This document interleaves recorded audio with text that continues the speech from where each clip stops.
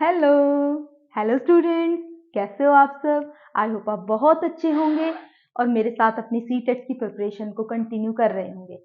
तो आज आपके लिए सीटेट पेपर फर्स्ट के कुछ प्रीवियस ईयर के क्वेश्चंस आपके सामने लेकर आई हूँ, तो उन्हें सॉल्व करते हैं। ओके, तो सबसे पहला क्वेश्चन है, प्रियदर्शनी ने 4.8 किलोग्राम बादाम, 2500 ग्राम किशमिश और 3.5 किलोग्राम काजू को मिला दिया। ठीक है, अब ध्यान से देखना है इनकी यूनिट। 4.8 किलोग्राम है बादाम, ठीक है, और 2500 ग्राम किशमिश है, ठीक है, और 3.5 किलोग्राम है काजू। तो सबसे पहले तो सबकी यूनिट्स क्या होनी चाहिए, सेम होनी चाहिए। ये किलोग्राम में, ये ग्राम में, किलोग्राम में, तो सबको ग्राम में कन्वर्ट कर लेते हैं। ठीक है, सबको क्या कर लेते हैं, ग्राम में कन्वर्ट कर लेते हैं। तो 1 किलोग्राम में कितने ग्राम होते हैं, 1 किलोग्राम में होते हैं 1000 ग्राम। कितना होता है, 1000। ठीक है, तो जब 4.8 से 1000 की मल्टीप्लाई करेंगे to convert it into gram, तो क्या आएगा, यहाँ की जो ये पॉइंट है ये हटेगा। ठीक है, ये पॉइंट हटेगा तो यहाँ 1 और एक डिजिट है उस पॉइंट के आगे, तो एक जीरो लग जाएगी। तो ये एक जीरो इससे कट जाएगी, तो कितना बचेगा मल्टीप्लाई करके, 4800 ग्राम।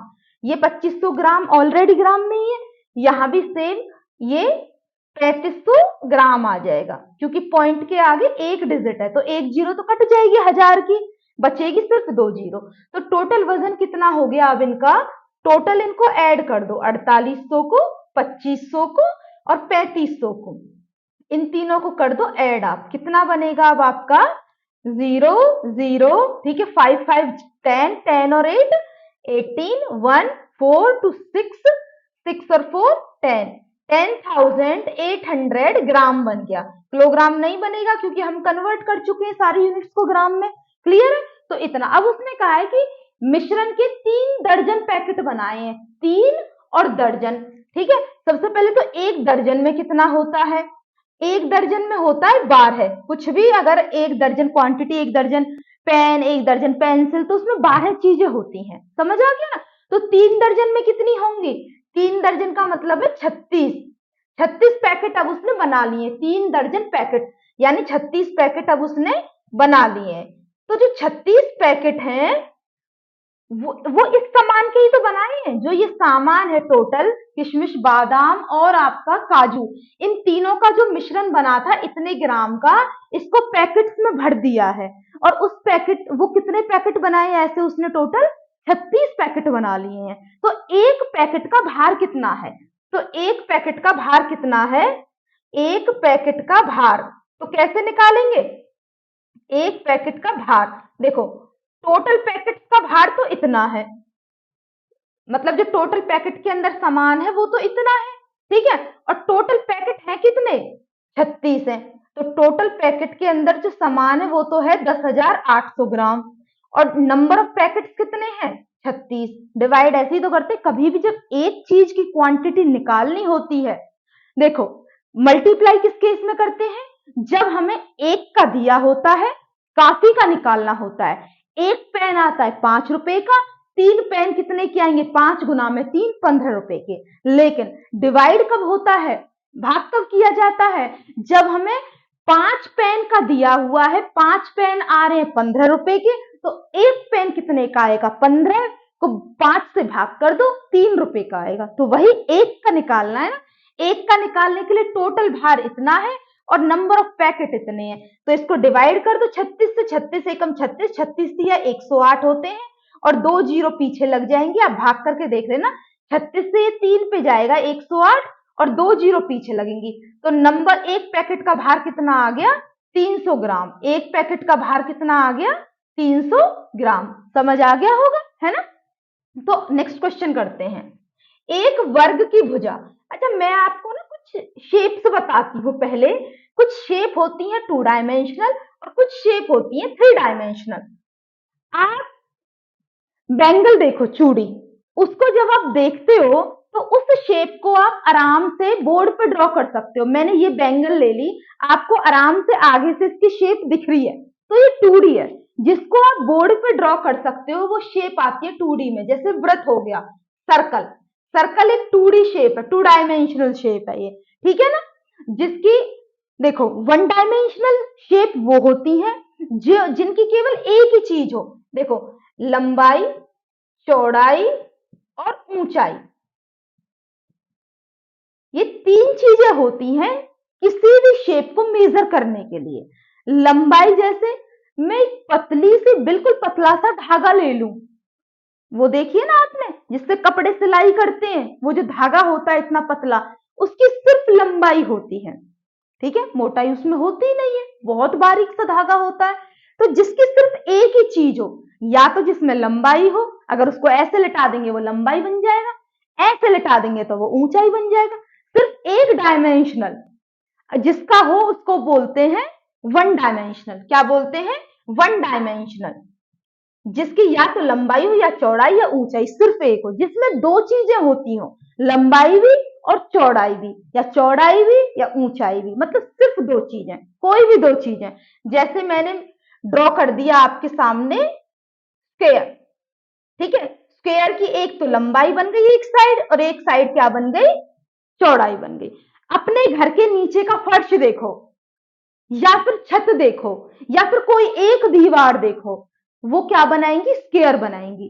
अगर वो सारी बराबर है तो सारी साइड, अगर उनमें से एक बड़ी है या एक छोटी है तो वो रेक्टेंगल बनाएंगी, आयत बनाएंगी। तो जितने भी मैं एग्जांपल दे रही हूँ ये 2D के हैं सारे। देखो मैंने धागे का एग्जांपल दिया, वो तो है 1D का, एक डायमेंशनल। जो वृत्त हो गया, जो स्क्वायर हो गया, स्क्वायर क्या होता है? वर्ग। जो रेक्टेंगल हो गया, ठीक है, आयत, ये सब किसके एग्जाम्पल हैं? ये है आपके 2D के एग्जाम्पल, टू डायमेंशनल के एग्जाम्पल। लेकिन वहीं आप अगर वृत्त की जगह ले लो, आप वृत्त की जगह आप स्फीयर ले लो, स्फीयर, गोला, बनता तो वो भी ऐसे ही है, गोला जो होता है स्फीयर, लेकिन वो अंदर से भी भरा हुआ होता है, यानी जिसके अंदर कोई चीज भरी जा सके। जैसे गिलास आपके घर में है ना, गिलास जो होता है उसको इंग्लिश में बोलते हैं फ्रैक्टम, और हिंदी में बोलते फ्रस्टम, सॉरी, और हिंदी में बोलते हैं छिन्नक, ठीक है। तो उसके अंदर कुछ भरा जा रहा है, ठीक है। कटोरी देखिए आपने, ठीक है, उसके अंदर कुछ भरा जाता है। ऐसी चीजें जिनके अंदर कुछ आए, जिनका आयतन निकल सके, वो 3D में आती हैं। जैसे आपका गोला हो गया, जैसे आपका बेलन हो गया, समझ आ गया? आपके घर में सिलेंडर होता है ना, गैस भरी रहती है जिसमें अंदर गैस भरी रहती है, बोला ना मैंने, तो उसमें वॉल्यूम है उसका, तो वो 3D शेप सा होती है ना।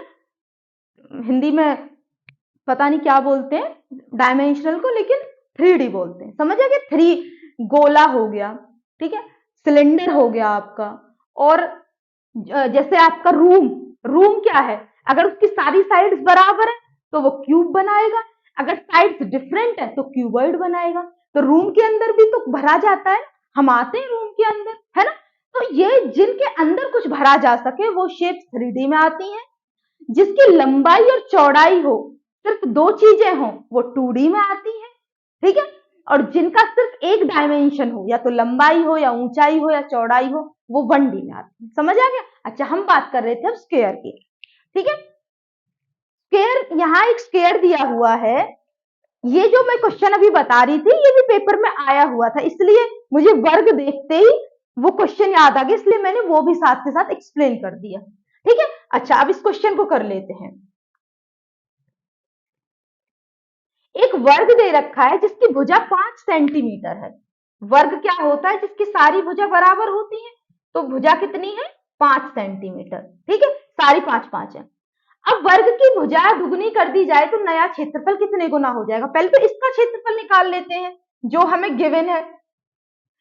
तो वर्ग का क्षेत्रफल कितना होता है? भुजा गुना भुजा, यही होता है ना, भुजा गुना भुजा।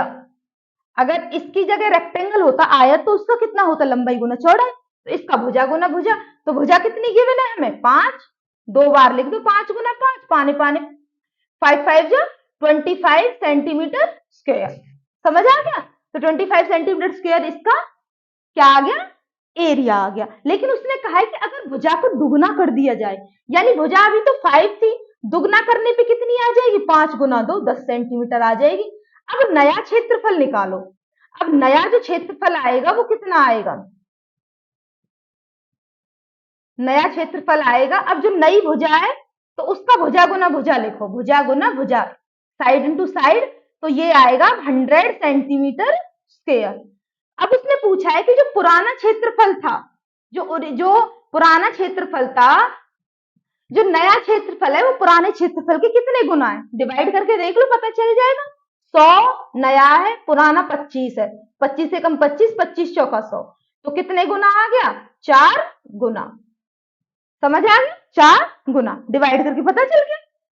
अच्छा, अब उसके बाद थर्ड क्वेश्चन देखो, संगीता एक साबुन खरीदना चाहती है।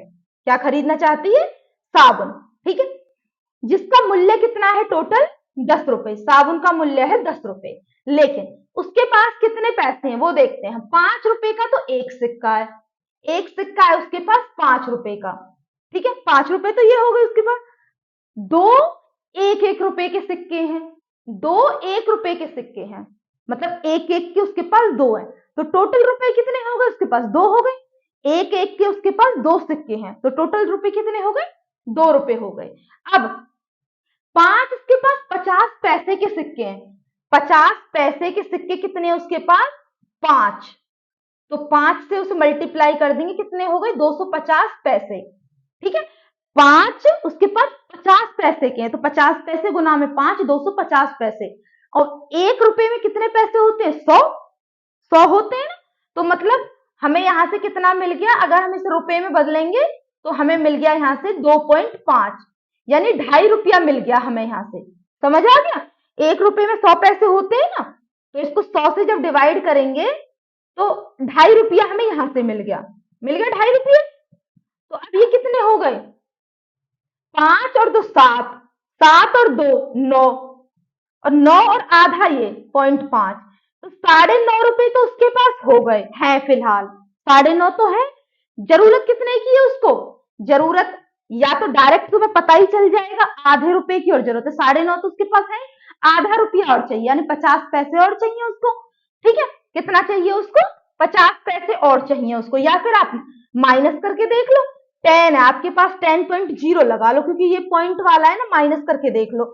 ये तो टोटल पैसे उसको उसके पास होने चाहिए और ये इतने हैं, तो उसे कितने की जरूरत है, यहां से देखो, देखो 0 में से 5 जाएगा नहीं, यहां से लेंगे कैरी, बोरो लेंगे, लेकिन यहां से लेंगे तो वो क्या होगा, यहाँ पे 9 बन जाएगा, 9 फिर इसको देगा 10, तो यहाँ फिर ये 9 बन गया था ना, 9 में से 9 जाएगा 0, ये तो 0 ही हो गया क्योंकि इसने तो बोरो दे दिया, ठीक, उधार दिया, तो यहां से 0.5, यानी 0.5 रुपए लिखो या फिर 50 पैसे लिखो, एक ही बात है ना, 0.5 रुपीज लिख दो या 50 पैसे लिख दो, कुछ नहीं, आपको सिर्फ इतना पता होना चाहिए 1 रुपए में 100 पैसे होते हैं। समझ आ गया, अगर किसी बड़ी चीज को, रुपया को पैसे में बदलना है, रुपए को पैसे में बदलना है तो गुना कर देते हैं, जब बड़ी चीज को छोटे में बदलते हैं तो क्या कर देते हैं, मल्टीप्लाई कर देते हैं, सिंपल। जैसे 1 रुपया है, 1 रुपए को अगर मुझे पैसे में बदलना है तो मल्टीप्लाई कर दूंगी मैं 100 की, तो ये 100 पैसे बन गए। लेकिन जब छोटी चीज को बड़े में बदलना होता है तो क्या करना पड़ता है, डिवाइड करना पड़ता है, क्या करना पड़ता है, डिवाइड करना पड़ता है। समझ आ गया, ठीक है। अब हम करते हैं नेक्स्ट क्वेश्चन,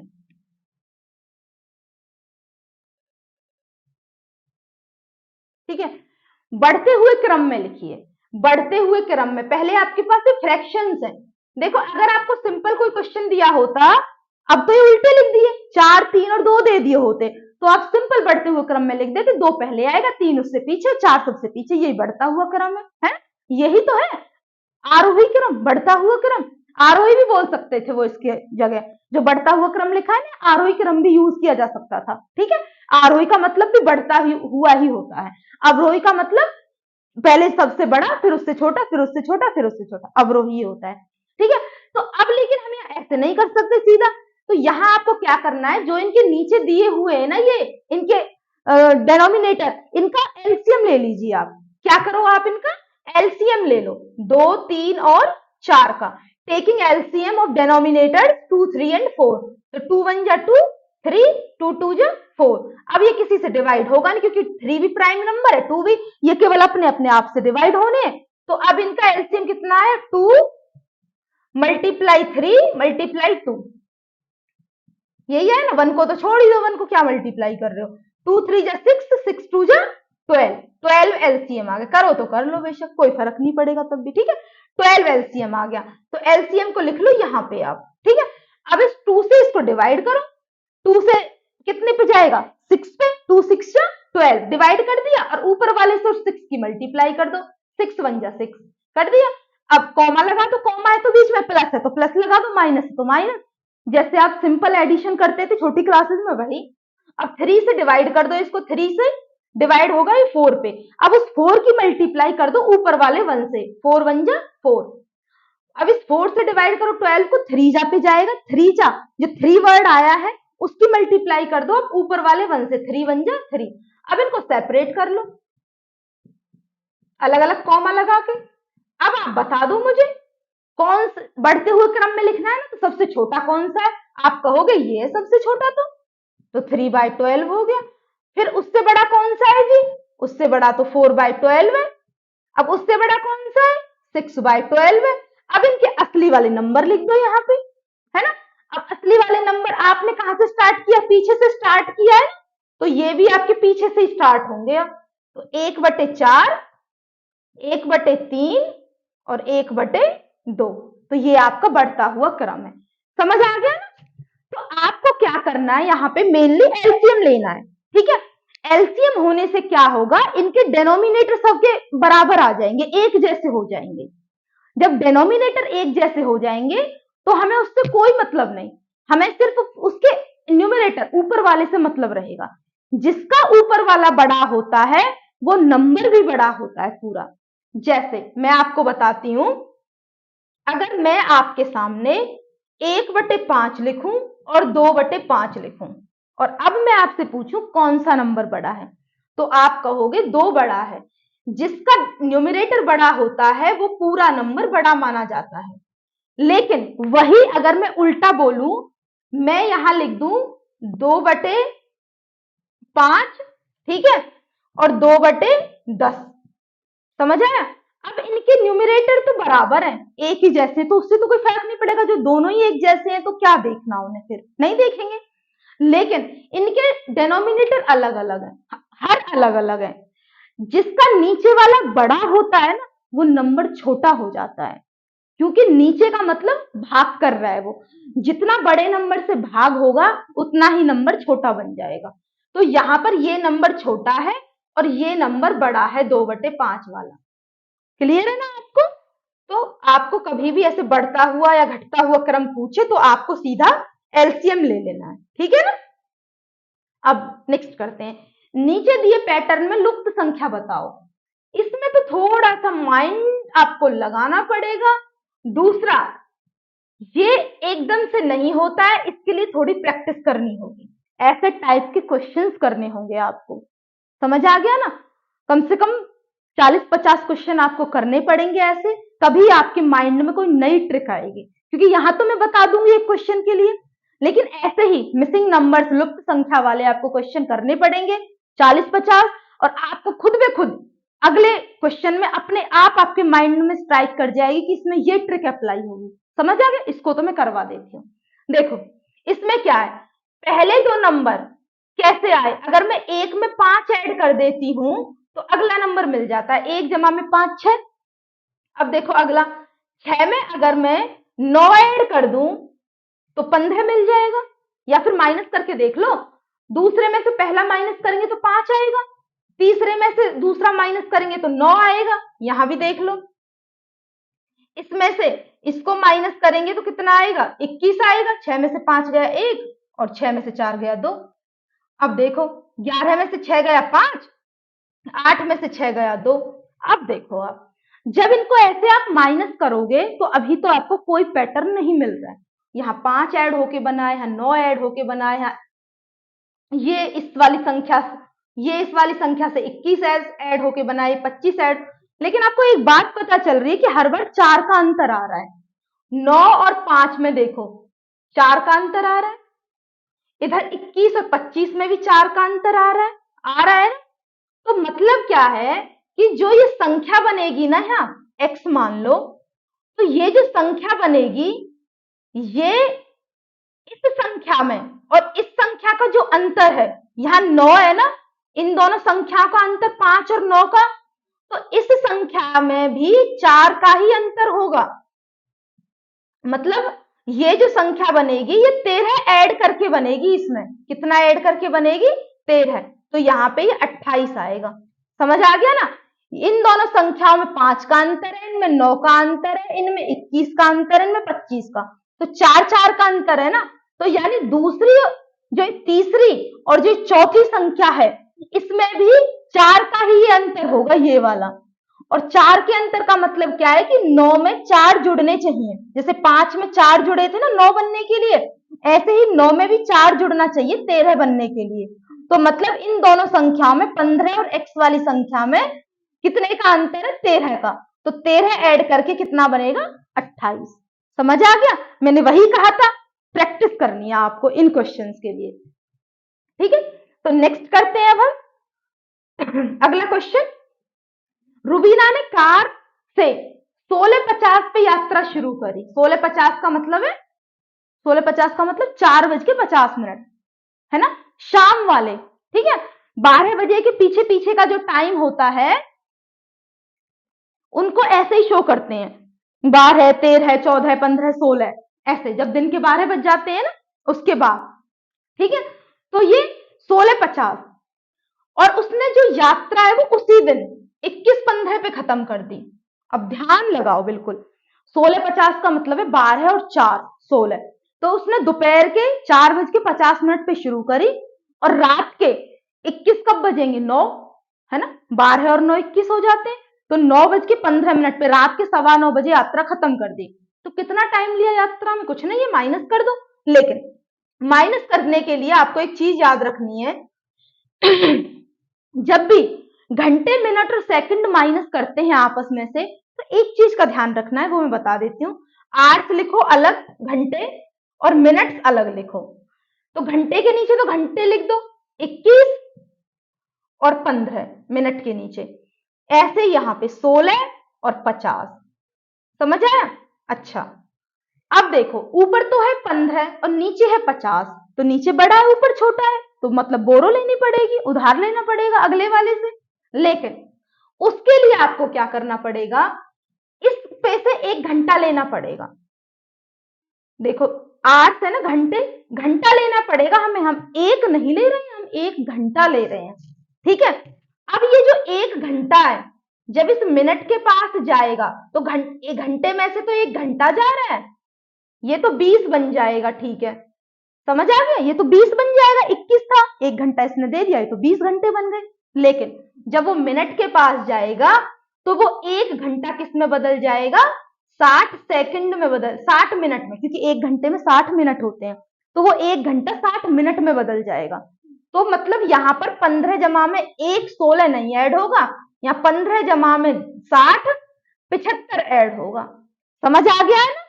तो दे तो वो 1 घंटा उधार रहा है, लेकिन उसके पास जुड़ के वो क्या बन रहा है, 60 बन जाता है। ठीक है, ऐसे ही अगर सेकंड वाला भी आ जाए, तो जैसे मान लो यहाँ पे अगर ऐसा कुछ आ जाता, यहाँ सेकंड भी होते, ठीक है, यहाँ सेकंड होते मान लो 10 और नीचे होते 30, तो ये जब 1 मिनट उधार देता तो ये तो 1 ही मिनट देता, ये तो 14 रहता, लेकिन इसके पास जाके 60 सेकंड हो जाते, वो तो ये 70 बन जाता, ना कि 2 बनने की जगह। समझ आ गया है ना। तो आपको जरूर क्लियर हो गया होगा। अब सिंपल, अब कुछ नहीं है, सिंपल सा माइनस कर देते हैं, 21 15 में से 16 50 को माइनस कर दो, तो ये तो 20 बन जाएगा 1 घंटा देके, ये 75 बन जाएगा क्योंकि इसमें तो 60 ऐड होगा। तो 5 7 में से 5 गए 2 और ये 4, तो 4 घंटे 25 मिनट का टाइम लगेगा उसको पूरी यात्रा करने में। क्लियर है ना। तो ये अपना कैरी लेके इस तरीके से हो जाएगा। ठीक है, अब देखो नेक्स्ट क्वेश्चन।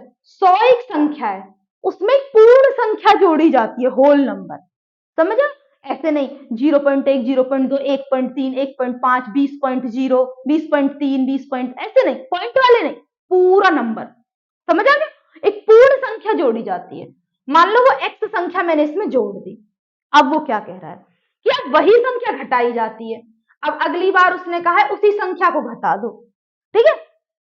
अब उसने कहा है कि ये जो दोनों संख्याएं मिली है ना आपको, एक बार जोड़ के और एक बार घटा के, अब इनको ऐड कर दो। अब उनको ऐड करो तो भाई, अब पहली संख्या तो हमें ये मिली थी जोड़ के, अब ये वाला एडिशन का साइन लगा दो। अब दूसरी संख्या हमें ये मिली थी घटा के, तो x से तो x कट जाएगा, एक बार घटा एक बार जमा हुआ, और 100 मिलके क्या बना देंगे, 200। डन। ये था आज का आपका सेशन, कंप्लीट हो गया है, ठीक है। आई होप आपको वीडियो बहुत पसंद आई होगी। अभी इसके कुछ 2-4 क्वेश्चन रहते हैं, उन्हें भी करेंगे, और बाकी प्रीवियस पेपर्स के भी हम डिस्कस जरूर करेंगे। समझ आ गया होगा? So please like, share and subscribe my channel let's learn it 0112, और मेरे साथ बने रहिए। ये मेरा वादा है आपसे कि आपकी सीटेट की प्रिपरेशन बहुत अच्छी होगी। So thank you very much.